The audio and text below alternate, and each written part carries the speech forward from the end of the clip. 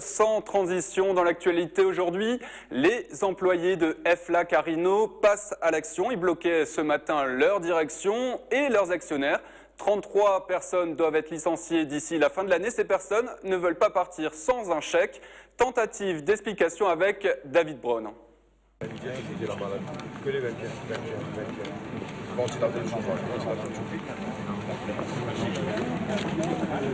Aujourd'hui, on s'en fout un peu de ce qu'il y a. On a eu assez de soucis depuis le début de l'année. Les salariés pourraient rentrer et être sûrs maintenant d'être licenciés. Seulement, il y a un petit problème, c'est que on avait fait une réunion du CE et le procès verbal avait été bâclé.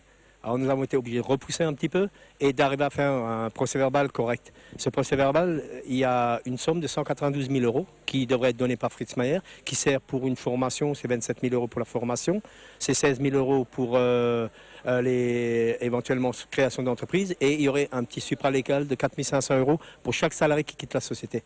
Seulement à l'heure actuelle, aujourd'hui, d'après les documents que j'avais, que Maître Weil avait signés, qui sont même au tribunal, il aurait dû y avoir un licenciement de la part de la firme allemande. Seulement, si la firme allemande licencie et nous n'avons pas cet argent, on ne pourra plus jamais le chercher.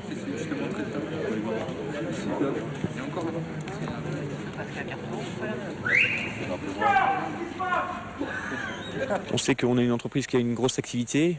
Le secteur de l'automobile n'est pas le seul secteur qu'on peut déverser et donc forcément on a de la colère, oui, vraiment de la colère. Au vu des 33 licenciés qui vont compter pour cette entreprise, c'est en période des fêtes de surcroît de la peine et ce sentiment qui fait que ça aurait pu être fait avant pour permettre aux gens un petit peu de se préparer. On ne peut pas dire que ça sera, il y a une meilleure période, quoi, mais bon, là c'est les fêtes, c'est le secteur famille qui prime et là c'est de la douleur.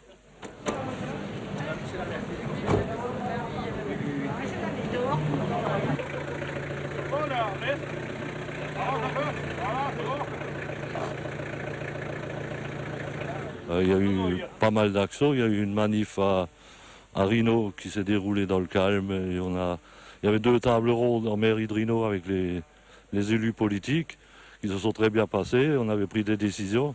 Et FLAC d'ailleurs avait pris des décisions aussi et ils ne tiennent pas.